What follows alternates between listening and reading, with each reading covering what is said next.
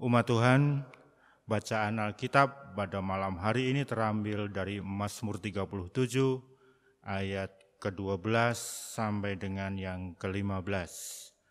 Mazmur 37 ayatnya yang ke-12 sampai dengan yang ke-15. Jika Alkitab kita sudah terbuka, sebelumnya mari kita berdoa. Kita berdoa. Terima kasih Tuhan atas segala berkat, karunia, rahmat dan penyertaan Tuhan sepanjang hari ini kepada kami. Sebentar kami akan membaca dan merenungkan firman-Mu. Kiranya Engkau sudi mengaruniakan kami Roh-Mu yang kudus, agar kami semua dilayakkan untuk membaca, mendengarkan dan merenungkan firman-Mu pada malam hari ini. Kiranya Engkau berkarya atas kami serahkan semua dalam tangan kuat kuasa-Mu. Dalam nama Tuhan Yesus kami berdoa. Amin. Mari berdiri. Kita akan membaca Mazmur 37 ayat ke-12 sampai dengan yang ke-15. Yang demikian bunyinya. Orang fasik merencanakan kejahatan terhadap orang benar dan menggertakkan giginya terhadap dia. Tuhan menertawakan orang fasik itu sebab ia melihat bahwa harinya sudah dekat. Orang fasik menghunus pedang dan melentur busur mereka untuk merobohkan orang-orang sengsara dan orang-orang miskin, untuk membunuh orang-orang yang jujur. Tetapi pedang mereka akan menikam dada mereka sendiri, dan busur mereka akan dipatahkan. Demikian firman Tuhan. Haleluya. Haleluya, haleluya, haleluya.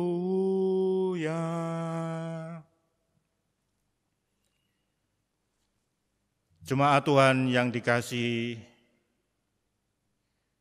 kitab-kitab sastra hikmat seringkali mempertentangkan tentang orang fasik dan orang benar.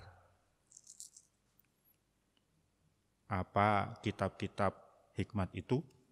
Ada 5 kitab hikmat dalam Alkitab. Salah satunya adalah kitab Mazmur ini.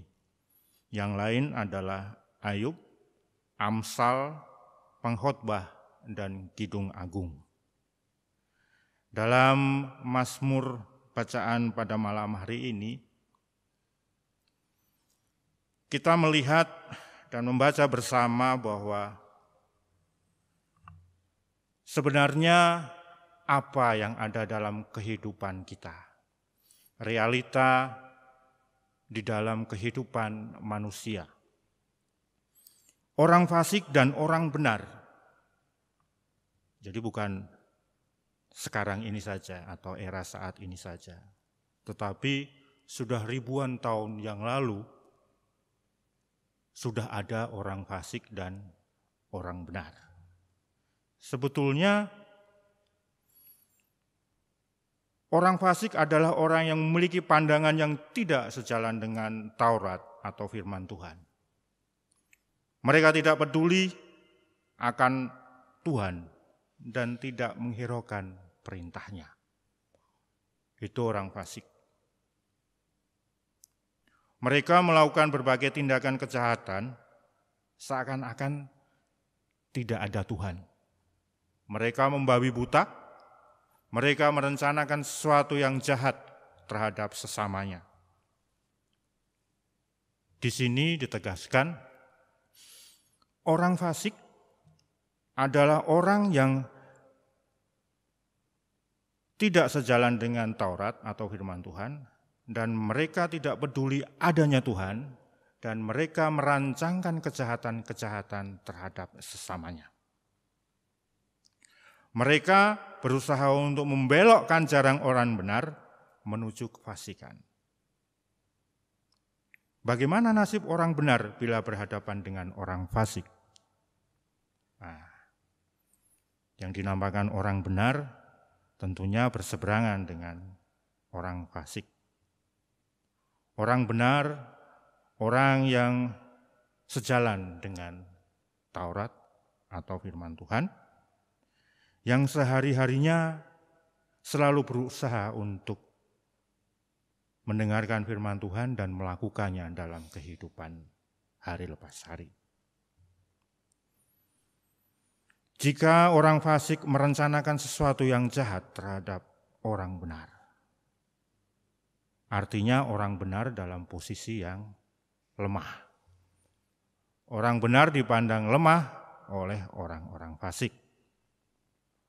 Mereka dijadikan atau setidaknya berpotensi untuk dijadikan makanan empuk dalam tanda kutip, untuk dijadikan objek kejahatan mereka. Apakah mereka akan dijaga atau dilindungi oleh Tuhan, orang benar itu? Perilaku konkret apa saja yang nampak dalam keseharian hidup mereka? Bagaimana bila dari hari ke hari kita menjumpai banyak orang yang berperilaku fasik, bahkan mungkin diri kita sendiri juga berpotensi untuk menjadi fasik. Bukan berarti saat ini kita menjadi orang yang benar-benar menjadi benar. Tetapi kita juga berpotensi menjadi orang fasik.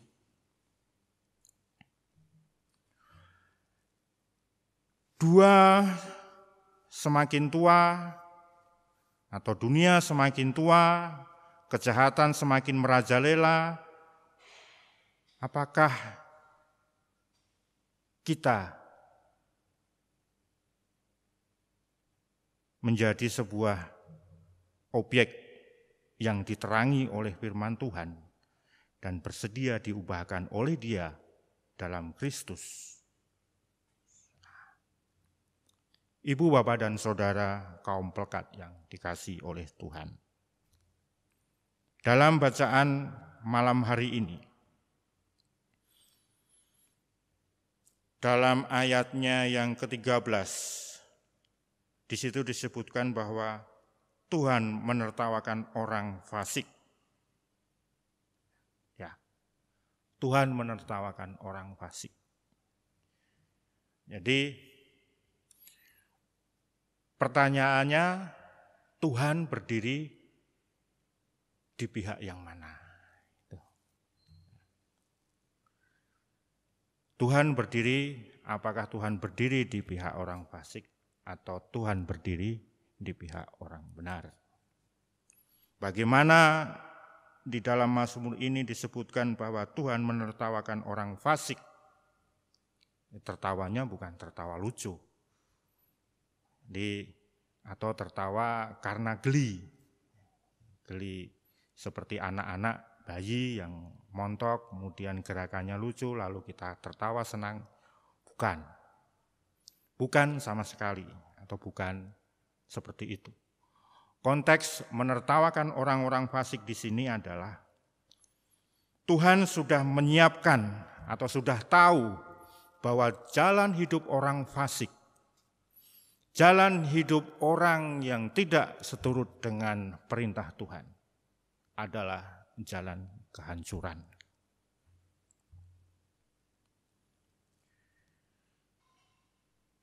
Kemudian bagaimana kok sampai kita sebagai orang percaya atau orang benar itu bisa berpotensi menjadi fasik?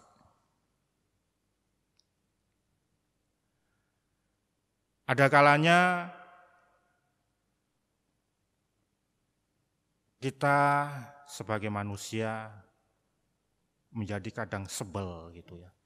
Sebel akan kehidupan kita saat ini. Kehidupan kita ya kadang kita merasa menderita. Kadang kita merasa, kemana Engkau Tuhan? Aku sudah mengikuti apa yang Engkau perintahkan. berjuang dan berusaha untuk menjadi orang yang benar. Tapi mengapa engkau masih mengaruniakan aku dan keluargaku hidup yang seperti ini? Kadang kita merasa paling menderita di dunia ini. Pagi-pagi sudah harus bangun, berjuang untuk bekerja. Kadang dalam pekerjaan, dalam perjalanan yang jauh, kita kehujanan di jalan. Untuk persiapannya saya pikir tidak terlalu mudah. Biasanya dalam situasi seperti ini, terutama kaum ibu, saling menyalahkan ya. Bukan ibu aja, bapak juga, anak pun juga. Misalnya kamu itu sudah punya mobil, kita enggak akan kehujanan seperti ini. Setiap hari harus menanggung hal seperti ini. Kadang kita muak dengan kehidupan ini. Aku sudah putus asa, aku muak. Coba seperti tetangga sebelah. Coba seperti si A itu. Andaikan engkau mau menjadi seperti dia, cobalah kamu terima itu. Misalnya dalam kehidupan pekerjaan.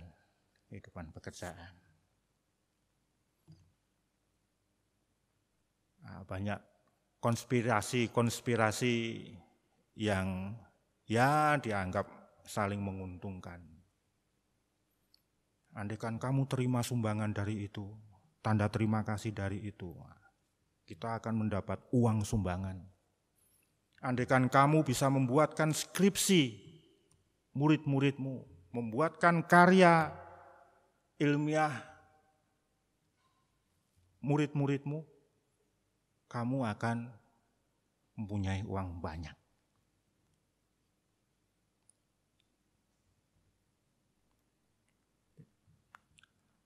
Perilaku fasik berpotensi menggerogoti kehidupan orang benar. Lalu bagaimana seharusnya sikap yang harus diperbuat orang benar? Ya, dalam realita kehidupan manusia. Naik turun, senang susah, tangis dan tawa selalu bergantian. Naik turun. Kadang berputar, berkutat dengan permasalahan itu saja. Diperlukan sebuah kerjasama suami istri, anak orang tua, menantu, cucu-cucu. Disinilah fungsi persekutuan dengan Tuhan.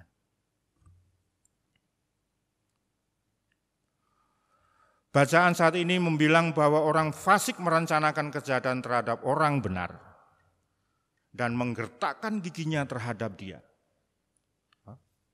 Digambarkan orang fasik itu mengancam kehidupan orang benar. Mereka seperti singa yang mengaum-ngaum. Di sini digambarkan orang fasik itu inginnya, nafsunya tepatnya, ingin menyerang kehidupan orang yang benar. Mereka lebih memilih untuk menindas orang-orang miskin dan membunuh orang-orang yang jujur. Di kantor kadang kita berperilaku jujur, minimal ditertawakan, lalu dicibir. Setelah dicibir, digosipkan. Dasar penjilat, munafik, tidak mau menerima hal seperti ini. Gara-gara dia kita nggak jadi dapat uang gede. Parahnya lagi, ibu bapak saudara, orang fasik membuat sebuah konspirasi untuk menyingkirkan kita. Gimana caranya kita, teman-teman kita ini mendapat uang atau mendapat rezeki yang lebih. Sementara dia masih berada di sini bersama-sama kita. Lalu mereka merencanakan hal-hal yang tidak baik agar orang benar ini dipecat. Setidaknya disingkirkan atau dipindah posisi agar tidak mengganggu jalannya mereka untuk mengambil keuntungan.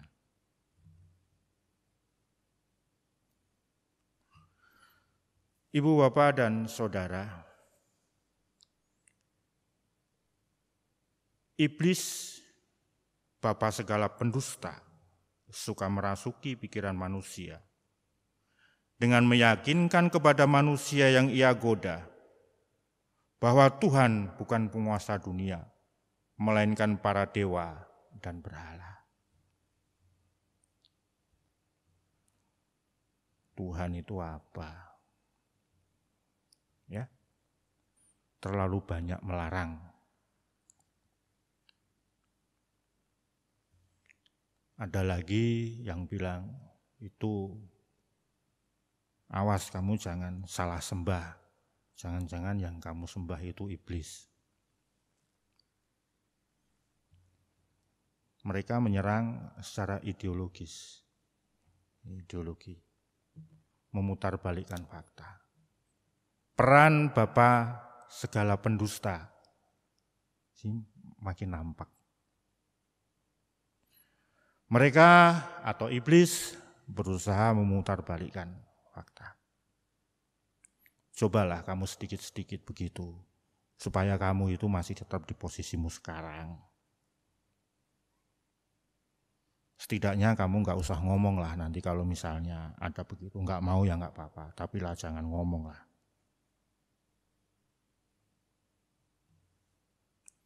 Dalam kehidupan usaha juga sama. Untuk mendapatkan order atau untuk mendapatkan surat perintah kerja. Kadang kita juga harus melakukan hal-hal yang tidak berkenan di hadapan Tuhan. Entertain yang berlebihan, pesta pora, bersenang-senang tanpa faedah, sekedar untuk menyenangkan klien kita, agar kehidupan usaha kita tetap berjalan dengan baik, ya setidaknya tidak jatuh-jatuh amat lah. Tipu daya iblis ini akan dihancurkan dengan kuasa Allah. Bapak Ibu, Tuhan menertawakan mereka. Karena Tuhan tahu bahwa akhir dari semuanya, akhir dari orang fasik adalah kehancuran. Bagaimana harusnya sikap orang benar? Bagaimana kita harus mensikapi hal-hal seperti itu?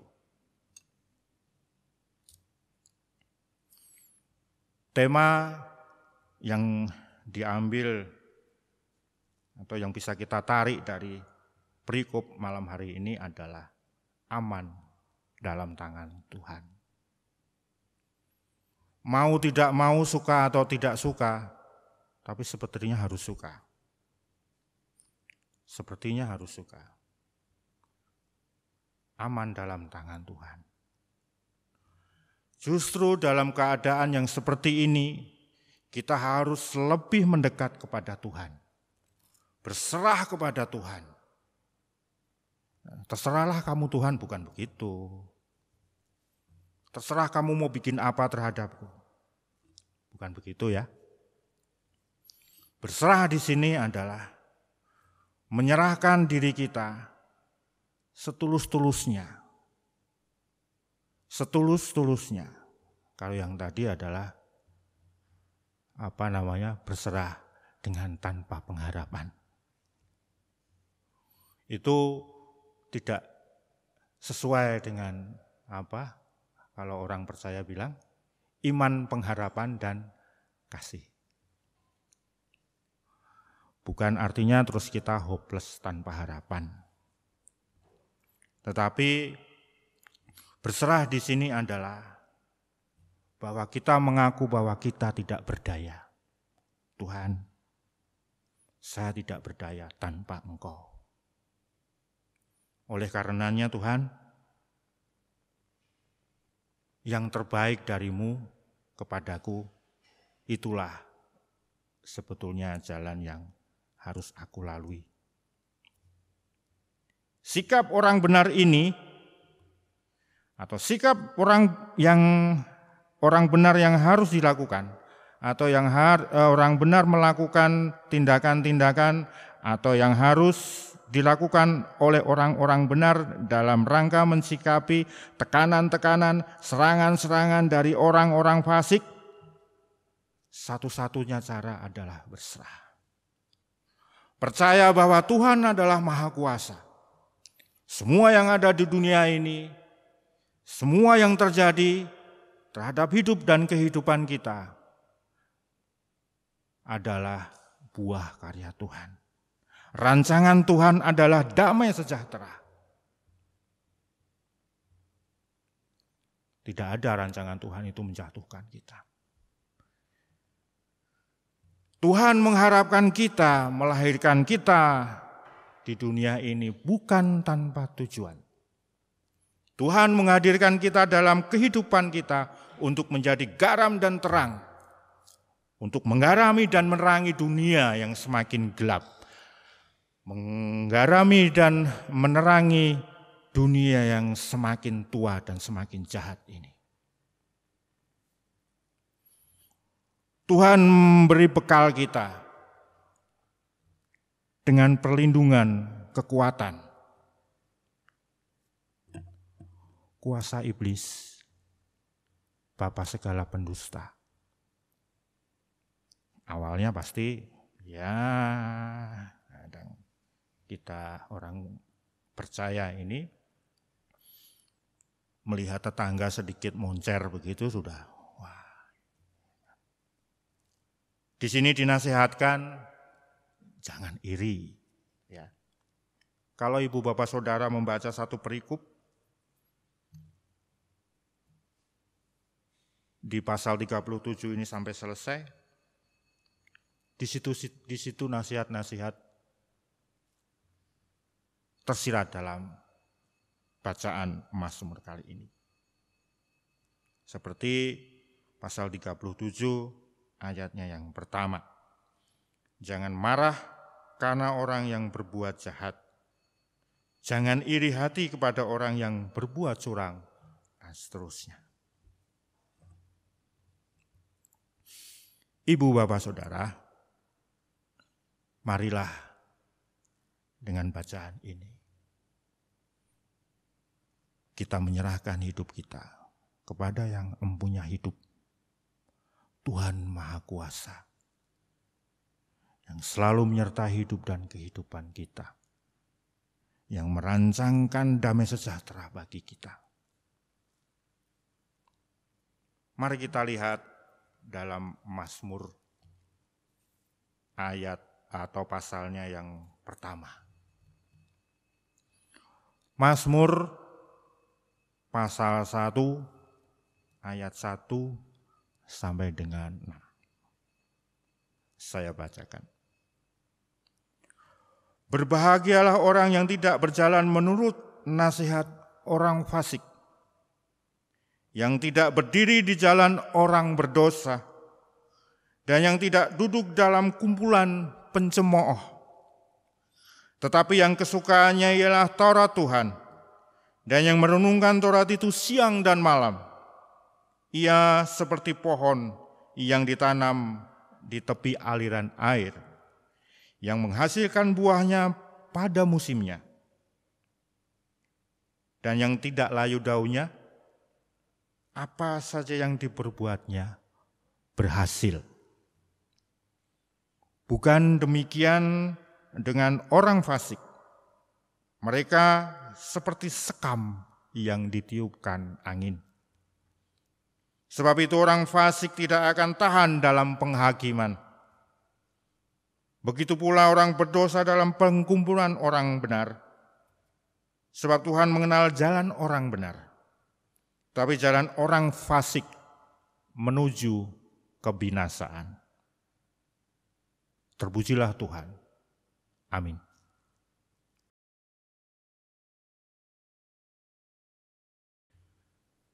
Ibu, bapak, dan saudara kaum berkat yang dikasihi Tuhan, mari kita berdoa. Terpujilah Engkau, ya Tuhan Allah, Bapa yang penuh kasih, dan yang menuntun kami, memberkati kami dengan segala kebaikan yang daripada Engkau. Terima kasih Tuhan atas sedikit apa yang Engkau nasihatkan kepada kami malam hari ini. Terkadang memang kami, anak-anak-Mu, mempunyai perasaan yang justru membuat kami terjerumus dalam perilaku fasik. Oleh karenanya kami mohon ya Tuhan, Engkau selalu melindungi kami.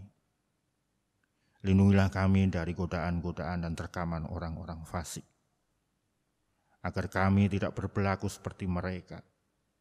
Walau kadang hidup kami menjadi berat atas perilaku-perilaku mereka kepada kami. Biarlah tangan kuat kuasa-Mu yang selalu menopang kami dalam kehidupan kami, dalam bekerja, berkeluarga, bermasyarakat, dan dalam persekutuan juga. Terima kasih Tuhan atas nasihat-Mu ini. Kami berdoa untuk persekutuan kami di GBIB Immanuel Balikpapan ini. Berkati kami ya Tuhan dalam sebuah persekutuan yang penuh kasih ini. Agar kami senantiasa dalam persekutuan ini saling menguatkan, saling menasehati, dan saling mengasihi sebagai saudara dan sebagai anak-anak-Mu. Kami berdoa untuk KMJ, Pendeta Yanadel Hehanusa Said Tapi, dalam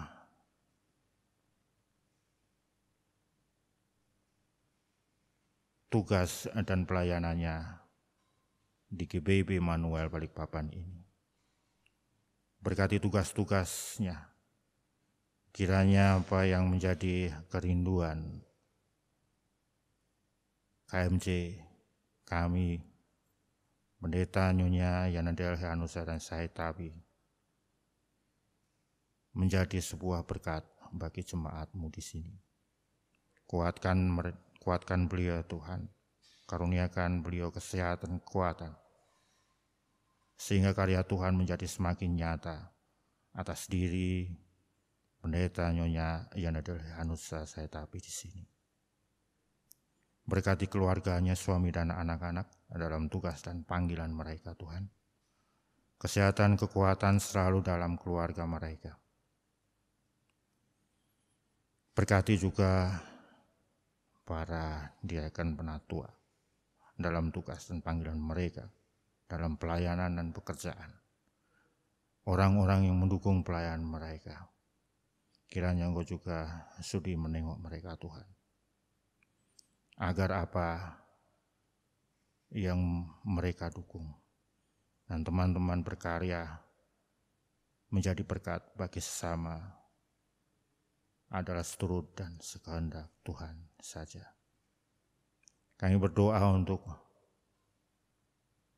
karyawan, panitia, komisi-komisi, pengurus ke-6 pelkat, kostor, security, dan perangkat-perangkat pelayanan yang sudah dibentuk dan dalam pembentukan maupun dalam pembentukan kepengurusan. Kiranya Engkau sudi memberkati kami, agar kami yang merencanakan ini seturut dengan rancangan untuk kami, agar kami menjadi saluran berkat bagi sesama dan berguna bagi sesama, menjadikan sesama kami lebih sejahtera. Tuhan, kami berdoa untuk orang-orang yang menderita dalam sakit penyakit. Tuhan, kiranya Engkau menengok mereka, melawat mereka dengan kuat kuasa Tuhan, agar penderitaan dan kelemahan tubuh orang-orang kasih kami menjadi lebih baik, yang sakit menjadi sembuh, yang menderita menjadi lebih baik dalam masa pemulihan. Kiranya Engkau juga menengok orang-orang tua kami di kampung halaman di sini, keluarga besar kami yang tercerai-berai. Namun kiranya Engkau sudi menyatukan kami dalam kasih dan karunia-Mu. Bapa Surgawi, kami berdoa untuk bangsa kami yang saat ini dilanda wabah COVID-19. Karena wabah ini kami menjadi sangat terbatas, dan itulah menjadi bukti bahwa kesombongan-kesombongan yang terwujud dalam kehidupan kami, kiranya Engkau sudi mengampuni. Saat wabah seperti ini, kami menjadi sadar bahwa kami ini adalah makhluk yang lemah. Tuhan, kiranya Engkau sudi menguatkan kami. Kiranya Engkau memanggil kami dan menyadarkan kami untuk menuruti semua yang sudah diprogramkan oleh pemerintah kami, protokol-protokol kesehatan. Kiranya Engkau memberikan kami hikmat untuk mematuhinya. Kami berdoa untuk Satgas penanganan COVID-19 ini, para aparat, para medis yang menyediakan sarana-sarana kesehatan untuk kami dan antisipasi kesehatan, keamanan. Tuhan memberkati mereka, memberikan mereka kekuatan, memberikan mereka hikmat dan kebijaksanaan. Melalui tugas dan panggilan mereka akan menjadi berkat bagi sesama. Kami berdoa untuk pemerintahan dari Presiden sampai RT, pengurus yang membawa negara kami, agar negara kami menjadi lebih baik lagi. Karuniakan mereka hikmat dan kebijakan dari Tuhan, sehingga melalui hikmat dan kebijakan Tuhan, mereka dapat melakukan tugas dengan baik seturut dan sekehendak Tuhan. Berkati juga pemerintah kota kami Balikpapan. Karuniakan hikmat dan kebijakan pada pemimpin kami, sehingga melalui mereka kota kami menjadi lebih baik, aman, tentram. Tuhan, layakkanlah kami hari demi hari. Peganglah erat tangan kami ya Tuhan. Tuntunlah kami ke padang rumput-Mu yang hijau dan yang berair sejuk, di mana Engkau mencurahkan berkat-berkat-Mu atas kami. Berkenalah mengampuni segala dosa dan kesalahan kami ya Tuhan. Dalam nama Tuhan Yesus yang sudah mengajar kami berdoa. Bapa kami yang ada di sorga, dikuduskanlah nama-Mu. Datanglah kerajaan-Mu. Jadilah kehendak-Mu di bumi seperti di sorga. Berikanlah kami pada hari ini makanan kami yang secukupnya. Ampunilah dosa kami seperti kami juga mengampuni orang-orang yang bersalah pada kami. Janganlah membawa kami dalam pencobaan, tetapi lepaskanlah kami daripada yang jahat. Karena Engkaulah yang mempunyai kerajaan dan kuasa dan kemuliaan